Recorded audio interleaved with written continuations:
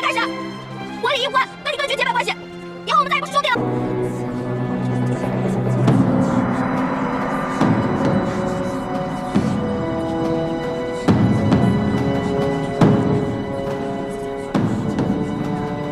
怎么又看懂了？都在楚军那儿。这么多人，是吗？他们全都是人人都乱打。乱打，可什么乱打？的呀？这呀，十有八九是被冤枉的。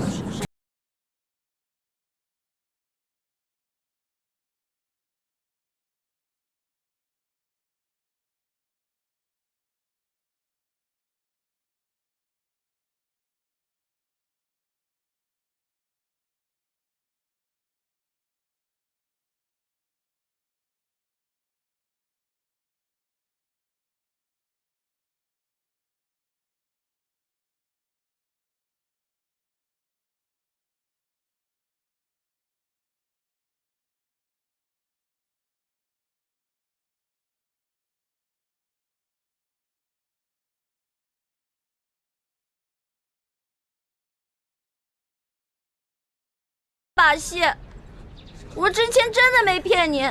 其实我说的那个同党根本不是我的同党，他是我的结拜兄弟龙三。我们俩结拜的时候说好了，虽然不能同年同月同日生，但愿同年同月同日死。可我这都要死了，他连最后一程都不来送我。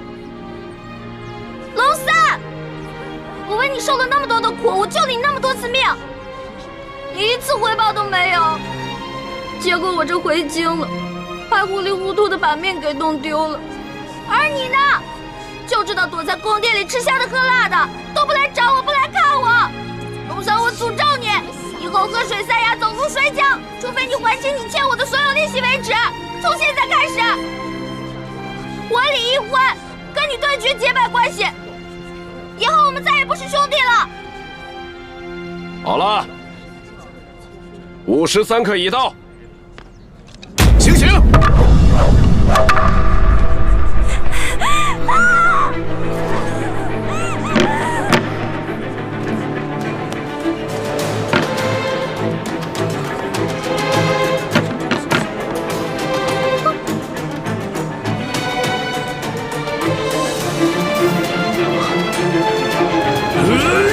刀下留人！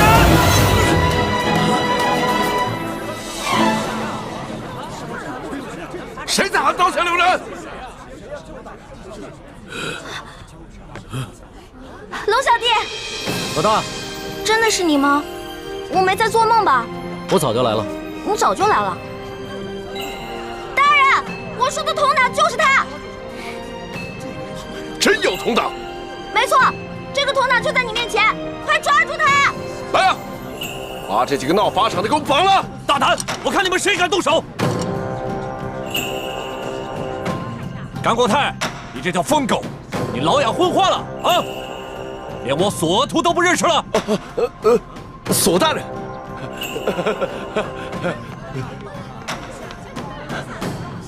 索大人，您怎么来了？我怎么来了？睁开你的狗眼，好好看看，还有谁来了？大人，您这招引蛇出洞，没把蛇引出来，没想到倒引来个真龙天子。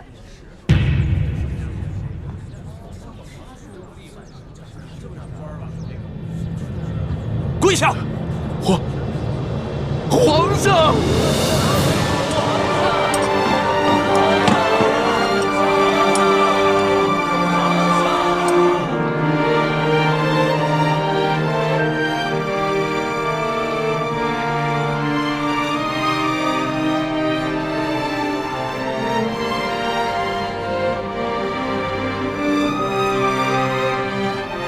各位臣民，各位百姓。 朕接到密奏说，顺天府尹甘国泰贪赃枉法，为求加官进爵，竟大肆抓捕良民，冒充反党，滥杀无辜。朕现在就下旨，对所有在押的乱党全部重新审理，无罪者当场释放；对过往同类案件也全部重新审查，如系冤案，全部平反，并由朝廷进行抚恤。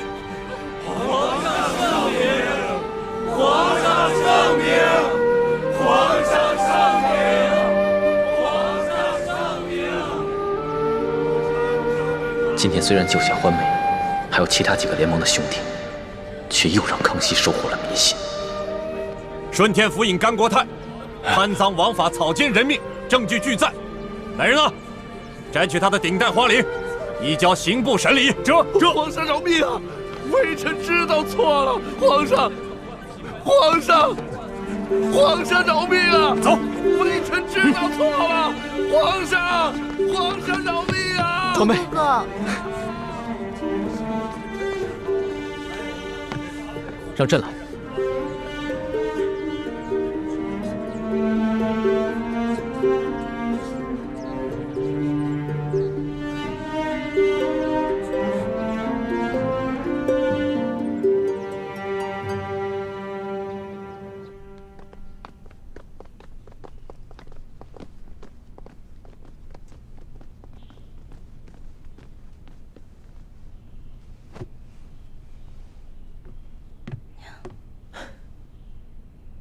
花儿，朕终于找到你了，你终于又活色生香的出现在朕的面前。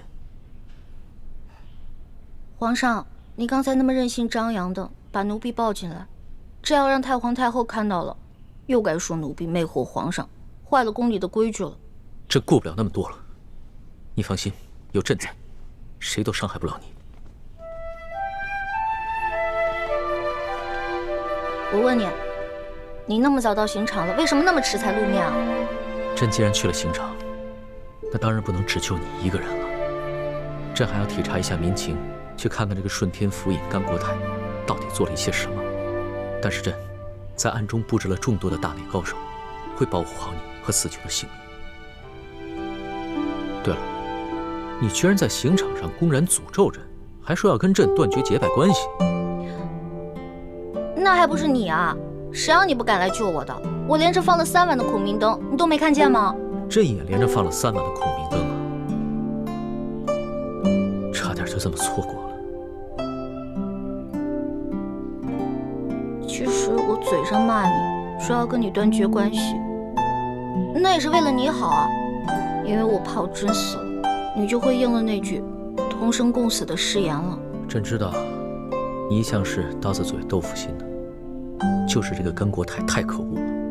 你好不容易从刘德昭的手上逃脱，又被这些贪官污吏给抓起来。你放心，朕一定会一个一个的办了他，替你出了这口气。你不光要替我一个人出气，我只希望你可以记得在微服私访的时候你对我的承诺，整顿吏治，让全天下的老百姓过上好日子。你放心吧，朕不会忘记的。但是朕现在不想谈国事，你等着。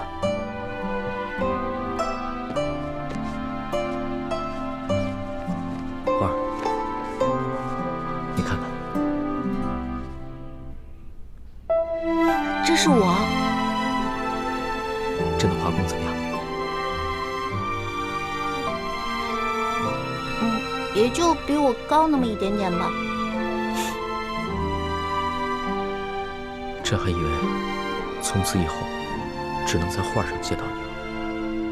我也以为我永远都见不到你了，龙小弟。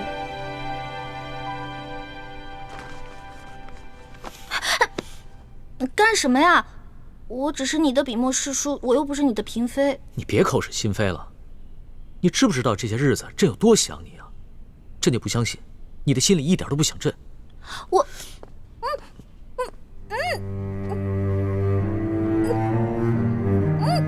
放开我！怎么了？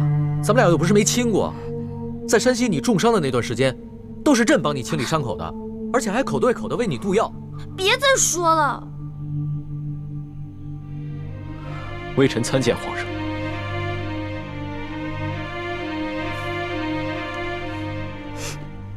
进来吧。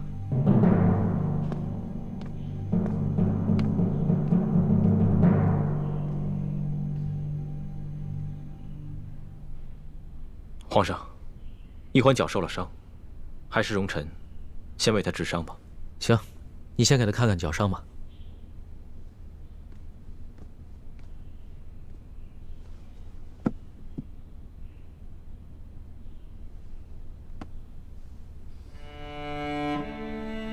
怎么样？这伤要紧吗？伤得很严重，必须剜掉坏死的腐肉，才能治伤。啊，那不疼死了！早知道受这份罪，我还不如让那顺天府尹把我宰了算了。你胡说什么呢？你当时在山西救朕的时候，那股不惧生死、不畏一切的英雄气概去哪儿了？我根本不想当什么英雄，我只是不忍心看你死而已。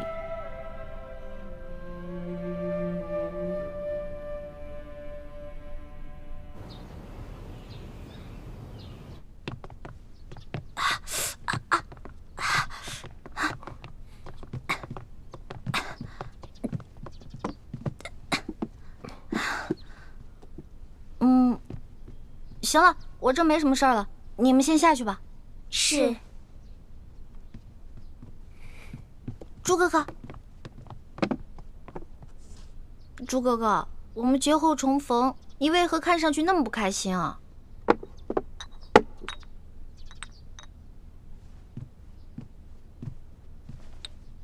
小平内服，大平外敷。我是欠了你钱了，还是偷了你的米了？这脸臭的跟死鱼烂虾似的。世叔姑娘好生歇着吧，下官告退了。哎呀，怎么了？脚疼。活该，谁让你逞能？真的特别疼。你是脚疼，我是心疼。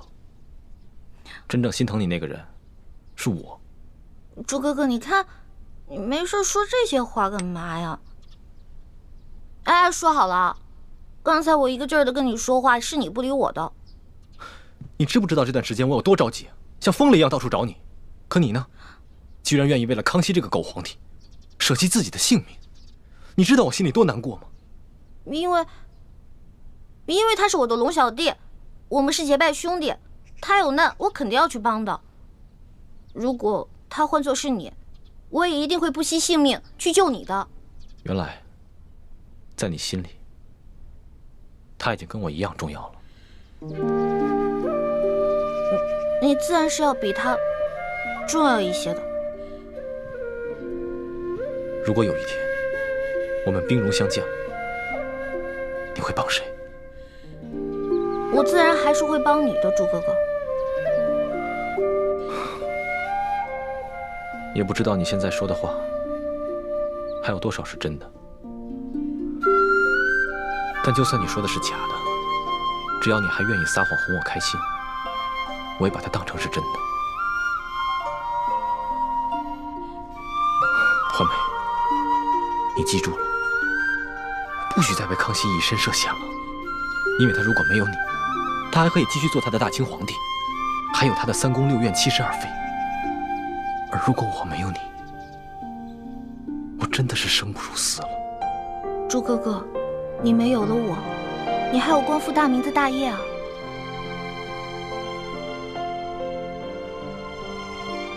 光复大明是我此生最大的责任，可你却是我的命。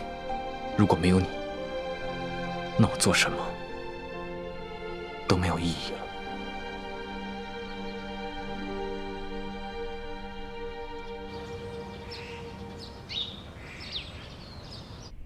皇上竟然为李义欢去大闹法场，这成何体统？太皇太后，其实这也怨不得皇上。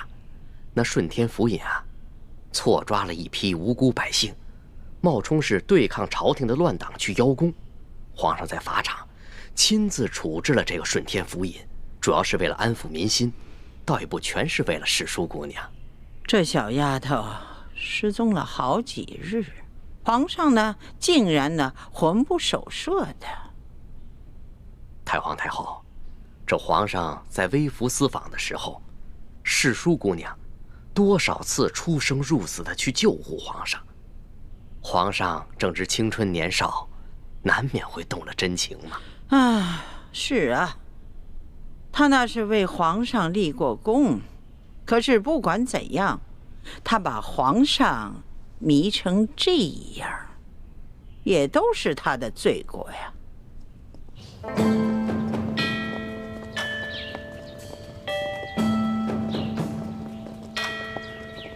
皇后驾到！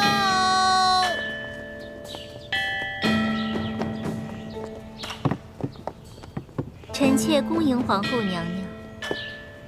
皇后娘娘吉祥。丽妃，快平身吧。谢皇后娘娘。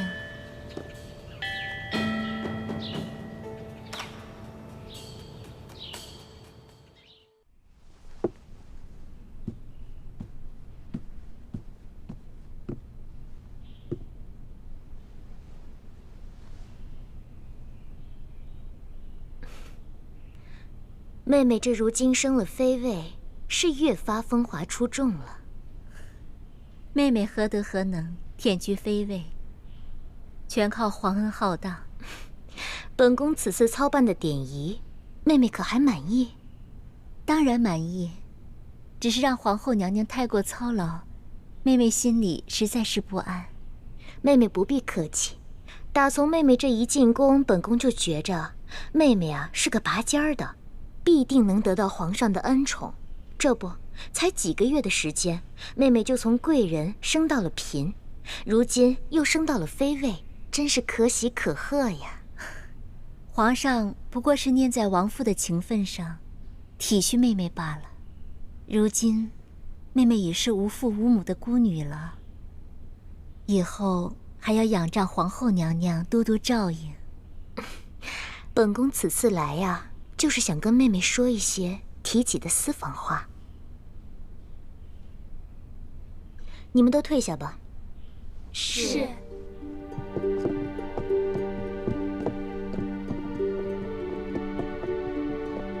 妹妹放心，妹妹一看就是个面善的人，不比惠妃、娴妃那几个姐妹，一看就不是一个好相处的。以后在这后宫之中，我就只对你另眼相看。妹妹也不必拘束，尽管把本宫当作自己的亲姐姐，你我姐妹互相扶持，相亲相爱，岂不甚好？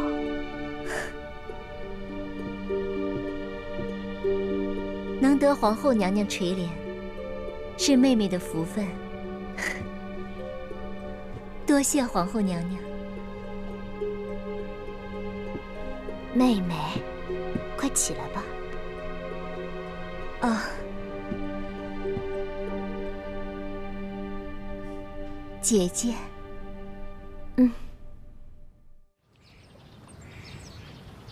听说妹妹和这个世书姑娘李易欢走得很是亲近。说不上亲近，只是皇上吩咐了，说世书姑娘生性好动，怕闷，命妹妹时常去永乐斋多走动。皇上曾吩咐过本宫和所有的嫔妃，无事都不要去永乐斋。这意思是不希望我等和这个李易欢有所交集，却唯独让妹妹多去永乐斋走动走动。看来皇上心里对妹妹，也是对别人有所不同的。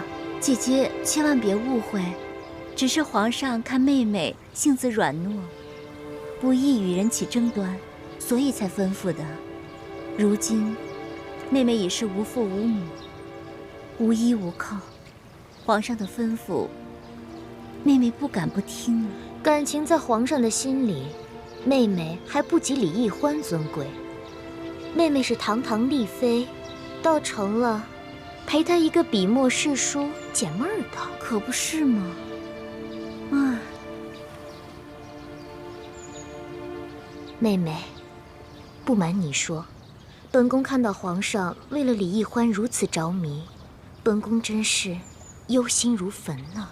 姐姐，您贵为皇后，乃是后宫之主，那李易欢再受宠，也不会威胁到您的。如果只是威胁到我这个皇后，倒也是好了。就怕他威胁到的是皇上，是我大清的江山。啊！姐姐何出此言？你此次跟皇上在山西被刘德昭和一帮神秘杀手追杀，显然是身边出现了奸细，故意泄露了你们的行踪。这思来想去，唯有李氏兄妹最为可疑了。可是皇上跟妹妹说，那些刺客都是平西王的手下呀。可能这李氏兄妹就是平西王派来的奸细。李易欢此次舍命救皇上，有可能就是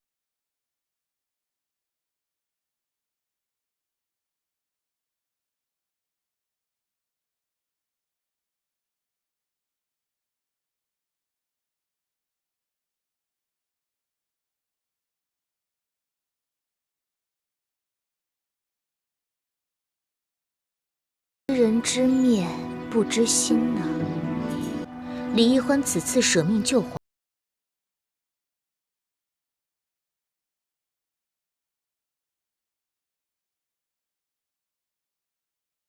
心吗？不瞒姐姐，此次我随皇上出巡，我看着李氏兄妹，倒没有什么可疑之处啊。这知人知面不知心呢。妹妹，哎，眼看着后宫之中，你是唯一一个能够进出永乐斋的嫔妃了，不知妹妹可否愿意为了姐姐多多注意这李易欢的动静呢？姐姐放心，一旦我有什么发现，立刻向姐姐禀报。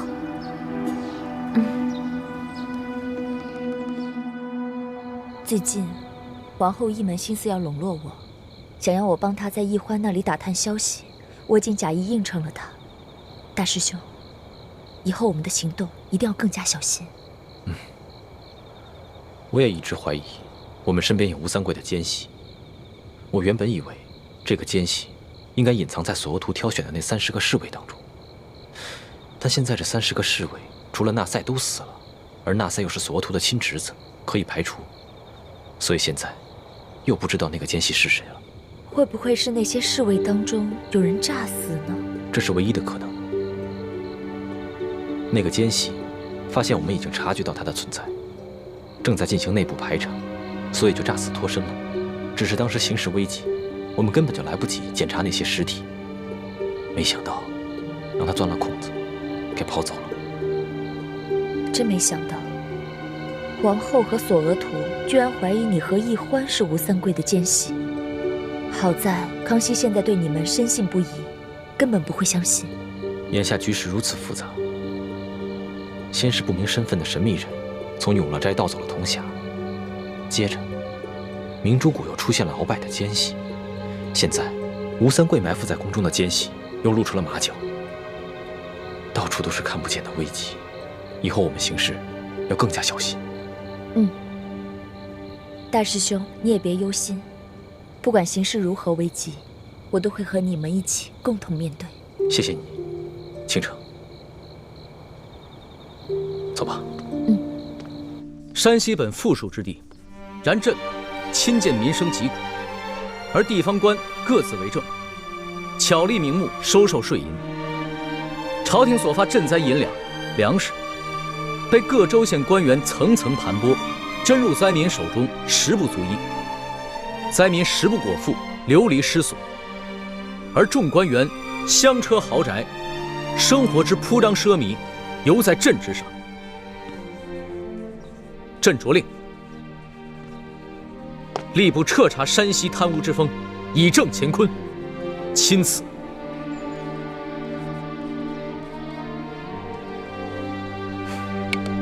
好了，龙小弟，写完了。你来看看怎么样？老大，看来你在我这个小弟的调教之下，这个字儿啊大有长进。只是没想到你身为女子，居然写的字儿能有几分朕的风范。主要啊，还是你的这封诏书内容写得好，这听得我呀是痛快淋漓的。以前小的时候，在我们老家，每一次闹饥荒，饿死很多人，当时看着吧，就觉得特别惨。那个时候，你一定在心里把朕骂了几百遍吧？那当然了，这老百姓饿肚子，肯定都是你这个皇上的官儿没当好啊。皇上呀，可不是个官儿。皇上怎么不是官了？虽说这贪污赈灾银两的是山西的地方官，可是呢，你这个皇上可是最大的官儿，这都是因为你的失职导致的。这番话要是在朝堂之上任何一个人说了，朕都不会轻饶的。可现在不是在朝堂啊，而且我也不是别人啊。那你说，你是朕的什么人？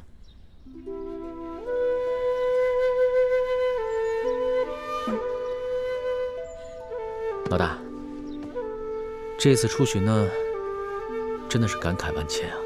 不仅体察了民情，还学到了很多朕在御书房里和朝堂上永远学不到的东西，尤其是还跟你一起经历了那么多惊心动魄的事情，那将是朕这辈子都无法忘却的美好回忆。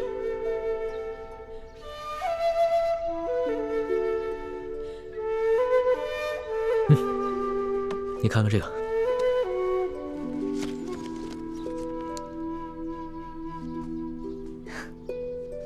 还记得那日你说过，这个“龙”字就是一个龙加一个耳字组成的，意思就是皇帝的耳朵是个摆设，听不到百姓的疾苦和心声。朕听了那番话以后，心里很是震撼，所以回了宫以后，就立马在这个扇面上提了这个字儿，以随时警醒自己，不能做一个耳朵是摆设的龙皇帝。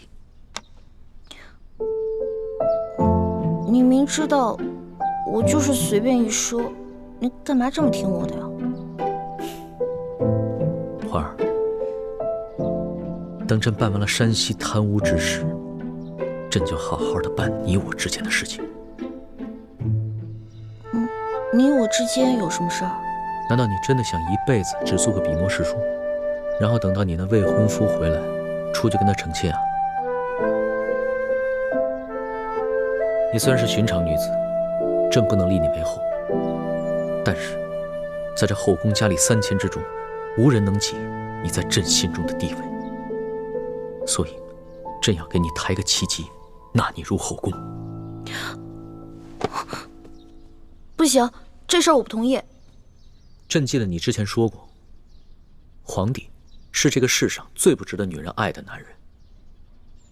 可是，在山西的那间草房中，你不是已经改变了对朕的看法吗？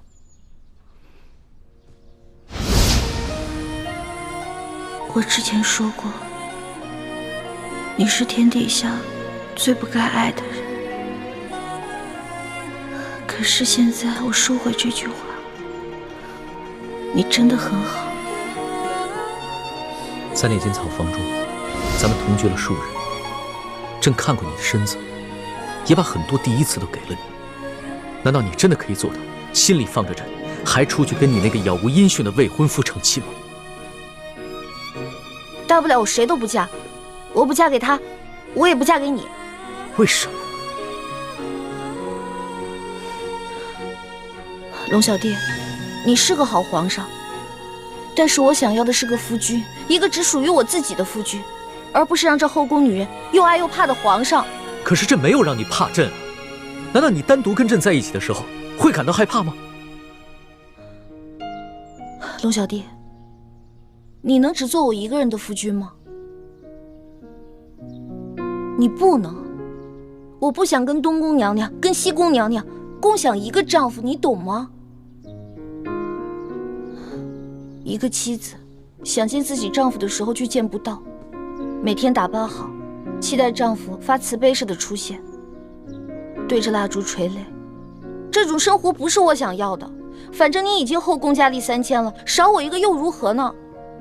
你明知道朕是一个君王，朕不可能只有你一个女人。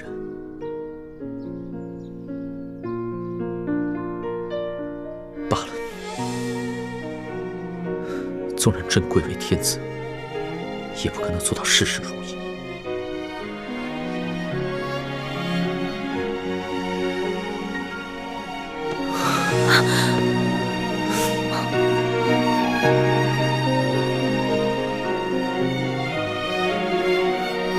朕只有珍惜有你陪伴的每一刻了。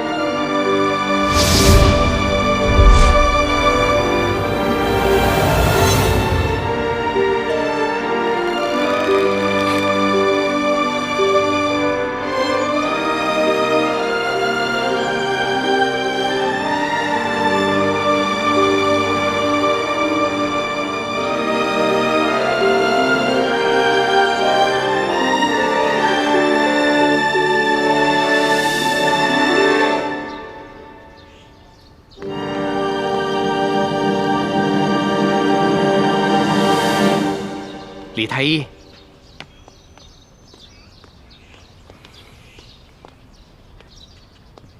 公公有什么吩咐吗？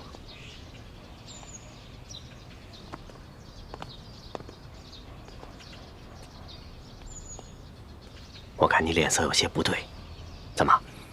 是不是看到皇上宠爱奕欢，你心里不好受啊？这不正是你们想要的吗？你们不就是想骗取皇上的信任跟恩宠吗？这不是我想要的。奕欢年少单纯，对感情的事情非常懵懂。我担心的。你把奕欢拉进宫里来，目的就是想骗取皇上的信任跟恩宠。可是没想到，皇上对奕欢动了真心，所以你的心里不是滋味。是我大意了，没想到事情会发展成这个样子。唉，看到你们把事情搞成现在这个局面，我也很是不安呐，但我又无可奈何。我知道你跟你爹一直想要光复大明，我劝不了你，可是你们这样做真的很危险，就连我这条老命，恐怕到最后都得给搭上。我劝你赶紧把奕欢从紫禁城给撤走吧，我年纪大了，受不了惊吓啦。什么？你和奕欢要撤出宫去？康熙跟奕欢的情形，你一直看在眼里。我不能把奕欢留在宫里了。我明白你心里的痛苦，那你们就先撤走吧。这寻找铜匣和查出明珠谷内奸的任务，就交给我吧。眼下宫里的局势如此复杂，把你一个人留在宫里，太危险了。有你这份担心就足够了。你放心吧，我会保护好自己的。对不起，倾城，我是不是太自私了？大师兄，你别这么说。如果任由小师妹留在宫里和康熙继续发展的话，对你来说就是一种折磨。对奕欢和我们著名联盟来说，也未必是一件好事。趁他现在对康熙的心思才刚刚开始，赶紧把他撤走吧。谢谢你，倾城。只有你，无论在什么时候，都会为我着想。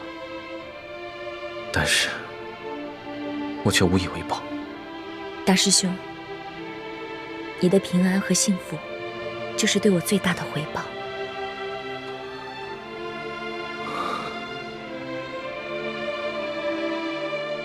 我不走，我还想继续留在宫里。为什么？难道你对康熙动了真心，舍不得离开他了？我哪有啊！昨天在御书房，康熙情不自禁地抱了你，你没有拒绝。我，华梅，以前你对男女之事或许很懵懂，但是你难道没有发现吗？你最近对康熙的感情悄悄发生了变化。朱哥哥，我也不知道，我的心……我不能再把你留在紫禁城了，你马上跟我走。可是铜匣子还没有找到呢，而且潜伏在明珠谷鳌拜的内奸也没找到呢。倾城说了，找铜匣跟查内奸的任务，他会去做。那留雪姐姐一个人在这宫里，多危险啊！说来说去，你还是舍不得康熙，是不是？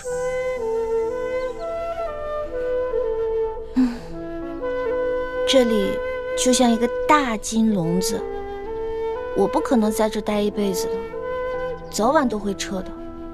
但是走之前能不能再给我一段时间啊？龙小弟说了，那个刘德昭已经奉旨进京了，难道你不想看一看他就地伏法、大快人心的下场吗？再说了，咱们做这个决定是不是得跟我爹汇报一下呀？问问他的意见。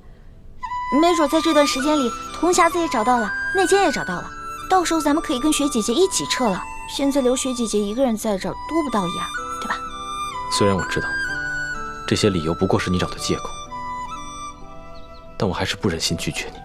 环梅，那你答应我，等刘德昭伏法以后，马上跟我走。我就知道朱哥哥对我最好了。你呀，就知道欺负我心软，不许再跟康熙那么近了。他要是再对你动手动脚，你得巧妙地回绝他，不能让他再占你的便宜。我知道了。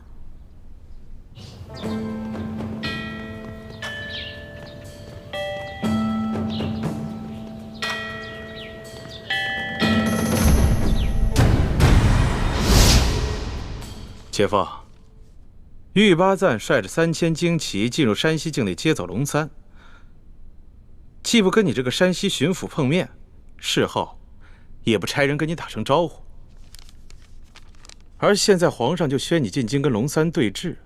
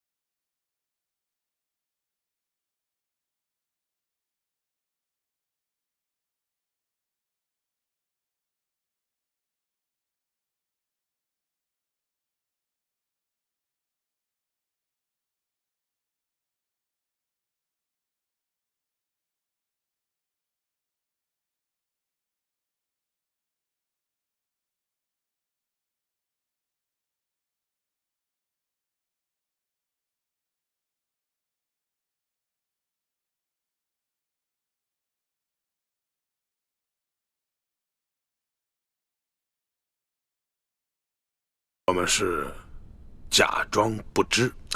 为什么呀？啊，皇家子弟手握重兵，跟朝中大臣勾结，这是皇上的大忌啊！你懂些什么？这个龙三回京之后，必定在皇上面前举报我诸多的罪状。到现在为止，皇上没有下旨捉拿于我，只是让我奉旨回京与那龙三对峙。这说明了什么？这就说明了我抢先在龙三之前呈给皇上弹劾龙三的折子起了关键性的作用。秋官啊，在这个微妙的时刻，我们只需要集中我们所有的精力和力量对付龙三一个人，以免树敌太多呀。你说的也有道理。那咱们怀疑丽嫔是一江湖女子假冒之事，如何处置？哎呀，此事太过匪夷所思啊！这个丽嫔跟舒婉欣两个人居然长得是一模一样，到现在为止，我们也没有找到真正的舒婉欣。那我们又如何能证明这个丽嫔娘娘她是假冒的？那舒婉欣早跟那个孟祥和私奔去了，我正查探。现在时间已经来不及了，我先奉旨进京。丽嫔娘娘的事情暂时先不提了。秋官啊，待我找到真正的舒婉欣之后，你即刻进京来见我。那个时候，我们就有翻盘的机会了。姐夫，江湖上我大把的人都撒出去了，你说他跑得了吗？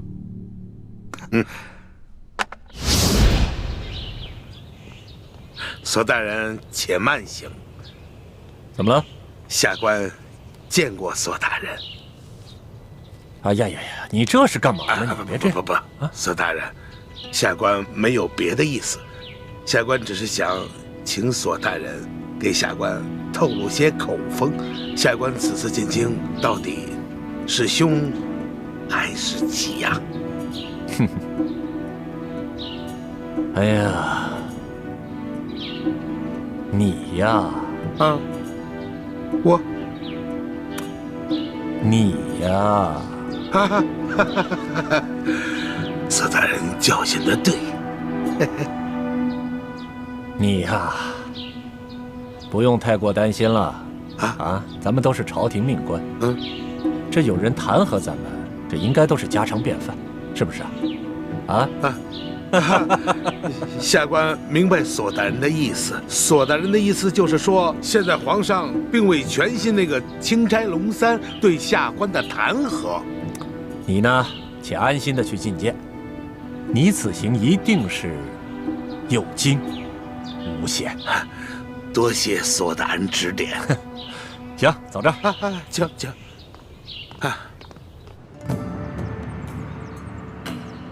皇上，山西巡抚刘德昭觐见。宣刘德昭。这。刘德昭，皇上宣你觐见，请吧。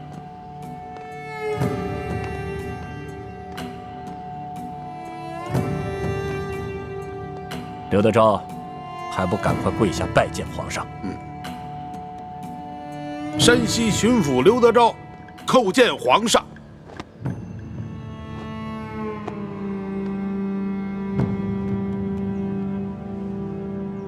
吾皇万岁万岁万万岁！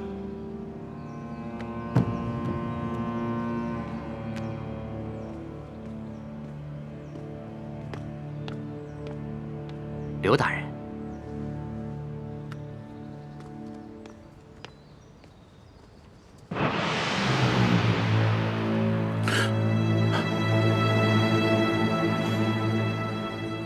皇上，这些都是龙三弹劾臣的罪状，都是他无中生有所罗织的罪名，无中生有啊！刘德昭，钦差大人与你无冤无仇，为何要无中生有罗织罪名来诬告你？回皇上的话，这龙三向臣索贿不成，所以怀恨在心。他暗中勾结牛角寨上的悍匪，盗抢我府库的官银，还有这龙三，他私刻玉玺，伪造密旨，干涉我山西地方政务。皇上，这一桩桩一件件，臣据查实。皇上，请皇上明察。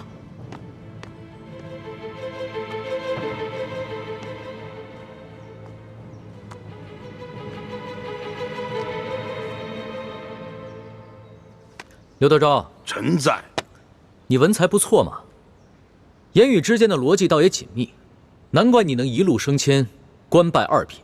谢皇上盛赞，臣实在是愧不敢当啊。还有皇上，这是龙三私刻玉玺、伪造密旨、盗抢官银的证据，请皇上明鉴。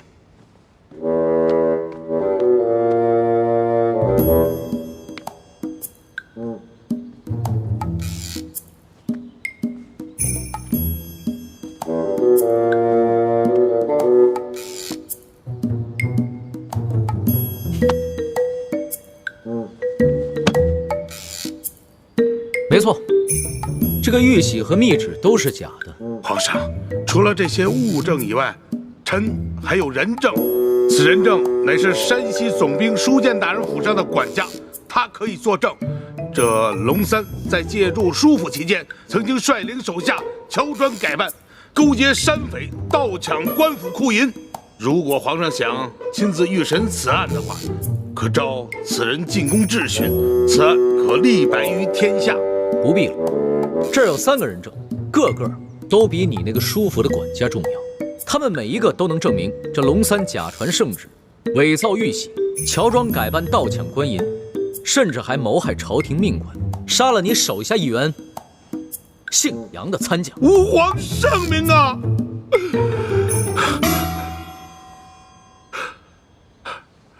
皇上实在是圣明啊，但不知现在那3人现下何处啊？刘大人，别来无恙啊！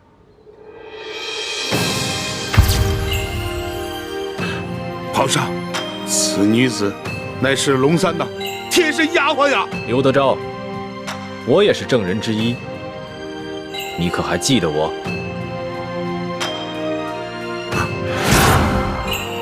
皇上，这个人也是龙三的心腹啊，抢到官银也有他的份啊！皇上，不管他们说什么，你可不要听他们的谗言呀！皇上，何止他们俩有份儿？刘德昭，臣在。你为何不抬起头来看看朕？臣第一次拜见天颜，内心诚惶诚恐，臣不敢直视天威，所以朕让你抬起头来，仔细的看看朕。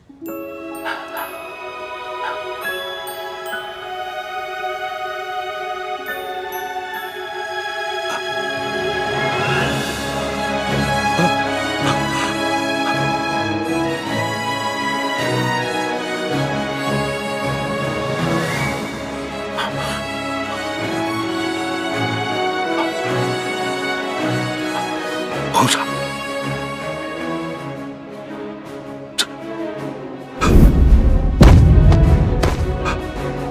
朕万死！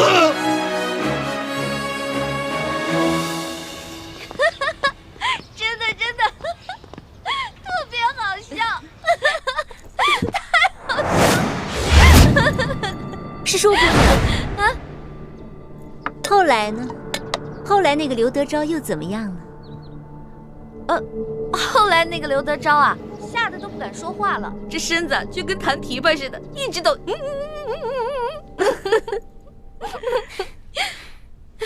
还真是有趣。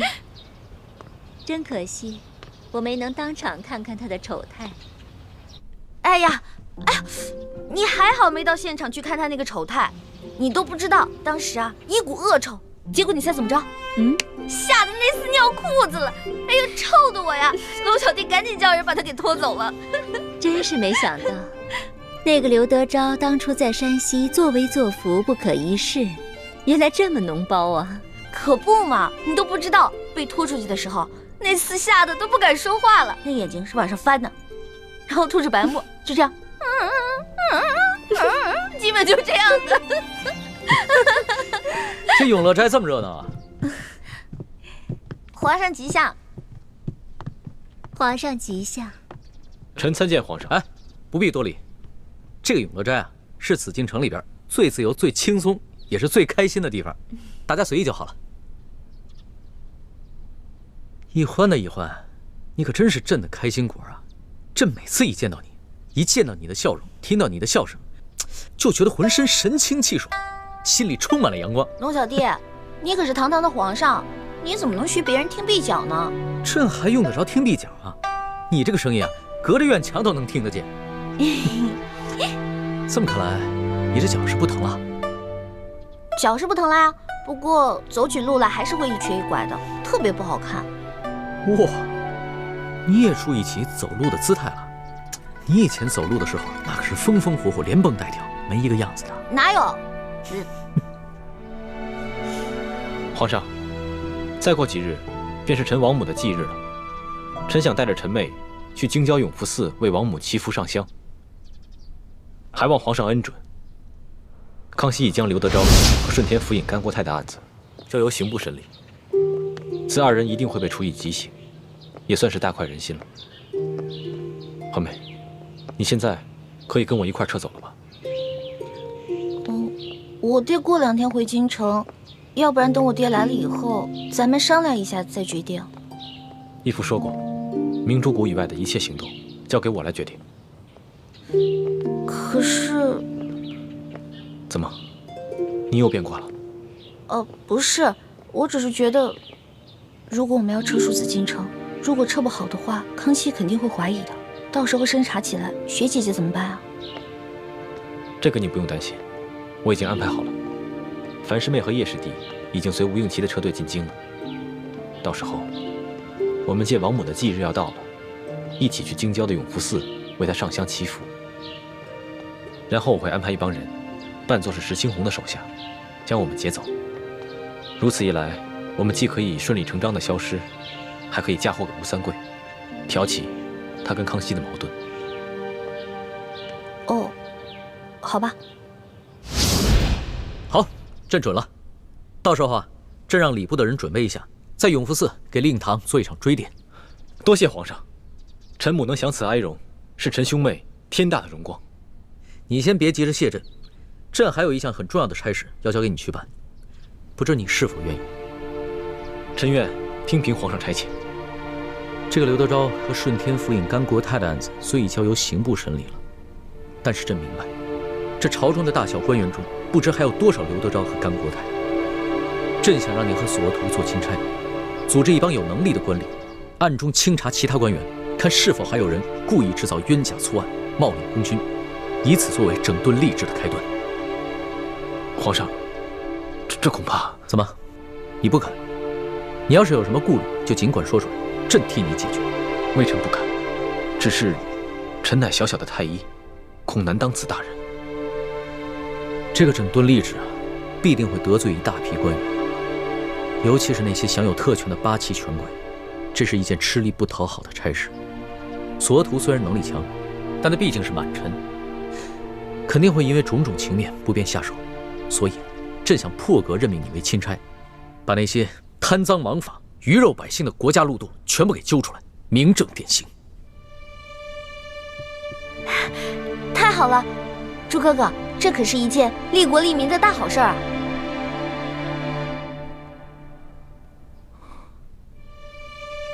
李爱卿，朕思前想后，这满朝文武，只有你最能堪此重任。第一，你没有盘根错节的裙带关系，背景干净；第二，你文武双全，办事能力强，而且还不怕有人买凶暗杀你；第三，也是最重要的一点，你不贪图荣华富贵，心中藏着天下百姓，肯为他们牺牲。建清，你可愿意？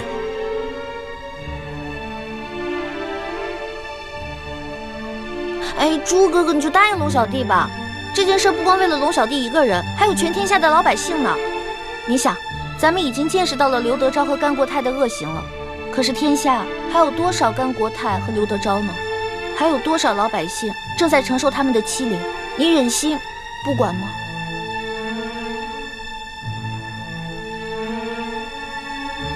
微臣遵旨。太好了，我就知道朱哥哥不会让我失望的。大师兄，如此一来，你和小师妹要撤出紫禁城的计划，怕是要推迟了。这也是无可奈何之举。我不想让奕欢失望，更不想错过这个为天下老百姓除害的机会。可你有没有想过，你帮康熙整顿吏治，肯定会面临极大的风险。就算你最后千辛万苦做成了，也是替康熙做嫁衣，到头来老百姓感激的只会是康熙，不会是你。我想好了，我会借此机会，在清廷当中掀起一番大的波澜，挑起朝中各大权贵对康熙的不满。如此一来，老百姓既得了利，又能激起康熙跟群臣的内斗，引发他们的内乱。还是大师兄思虑周详。说实话，我心里也很纠结。如果我跟奕欢撤走，只留下你一个人在这宫里，完成寻找铜匣跟查找内奸的任务，实在是太危险了。我们也太自私了。大师兄，我知道你心里装着我们每一个人，你希望把每一件事都做到完美，对得起我们所有人。可是这样的话，你会很累的。就像这一次你决定留下来，那小师妹和康熙又会继续朝夕相处，这对你来说实在是一种折磨。若奕欢能像你这样了解我，在乎我的感受，那就好了。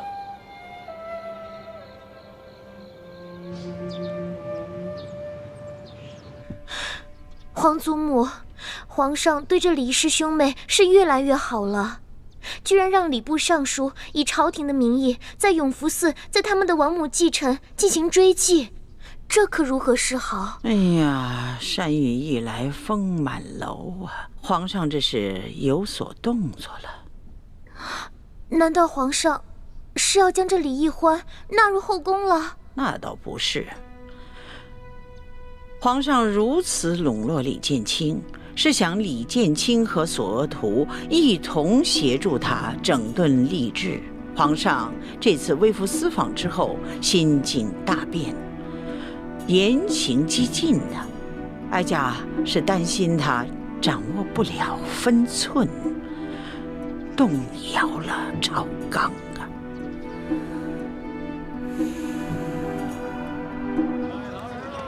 吴公子一路辛苦了。永历帝的遗物已经顺利押运到京，我们兄妹二人也该告辞了。待明天面圣交旨之后，我也要返回云南滇都了。反正二位也是四海为家，不知可否随我一起到云南滇都一游呢？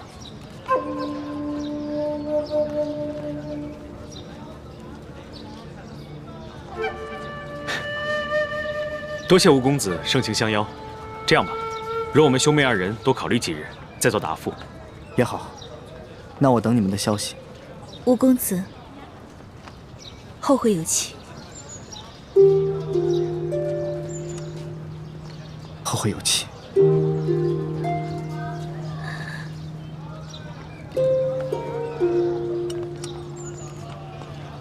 等一下，千叶姑娘，这驿站附近有一个镜湖，今晚可否在那儿一见？我有一件礼物要给你，也算是留个纪念。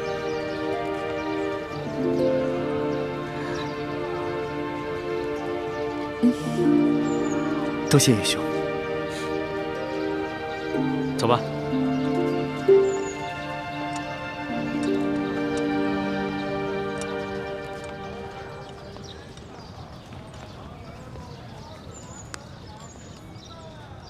二公子，你果真要带着二人去云南？怎么？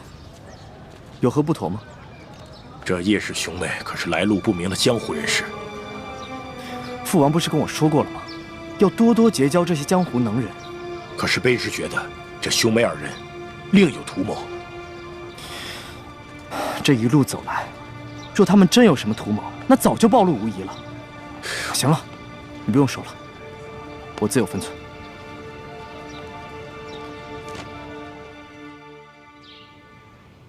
启禀皇上，微臣已将永历帝的遗物顺利押送进京，现来面圣交旨。凭什么？谢皇上。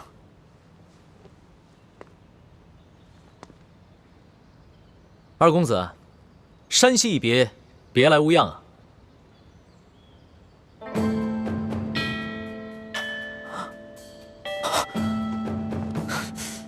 微臣眼拙，在山西居然没有识出龙颜，微臣罪该万死。二公子不必多礼，起来吧。是。朕在山西的时候，是以钦差大臣的身份微服私访，你认不出朕，又何罪之有啊？微臣无能，一路上遭遇了2次劫案，不仅臣父准备的贡品被劫匪劫走，还连累山西总兵舒大人以身殉职，微臣罪该万死。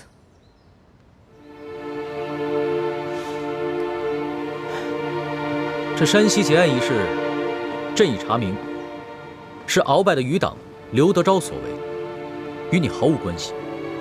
你一路护送永历帝的遗物进京，甚是辛苦。你和平西王对大清那是忠心耿耿，朕得好好的赏你。谢皇上恩典。起来说话吧。是。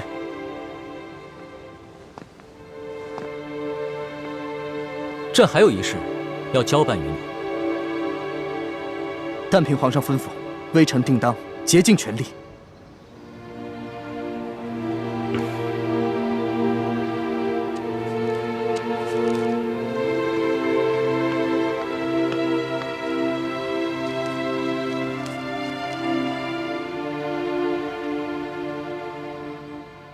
这单子上面的药材都是云南独有，有劳你回了云南之后尽快置办，用快马送至京城。回皇上。这单子上的药材确实是云南独有，不过有一些是现成的，有一些却需要花点时间去置办。那就尽快抓紧时间置办吧。是。你进京之后，可曾见过你大哥？回皇上，臣乃外臣，未得圣旨，不敢擅见额父。二公子办事谨细，很好。